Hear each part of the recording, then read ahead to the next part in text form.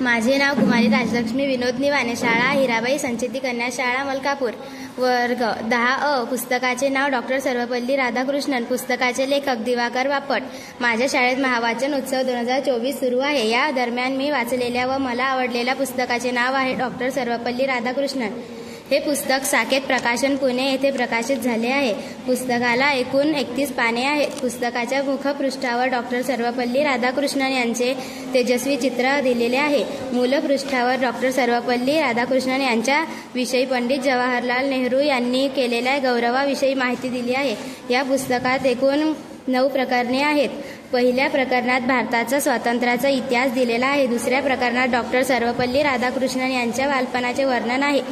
पुढील प्रकरणामध्ये डॉक्टर सर्वपल्ली राधाकृष्णन यांच्या शिक्षक, संस्कृतीचे अभ्यासक, तत्वज्ञ, थोर शिक्षण तज्ज्ञ, राजकारणी आणि राष्ट्रपती अशा जीवन प्रवासाचे वर्णन केलेले आहे। वादळात सापडलेल्या जहाजाला दीपस्तंभ अशी दिशा दाखवितो तसे त्यांचे विचार आजही काम करीत आहेत। डॉक्टर सर्वपल्ली राधाकृष्णन हे नवभारताचे तत्वज्ञ व पाश्चात्यांना हिंदू धर्माची ओळख करून देणारे विवरणकार आहेत।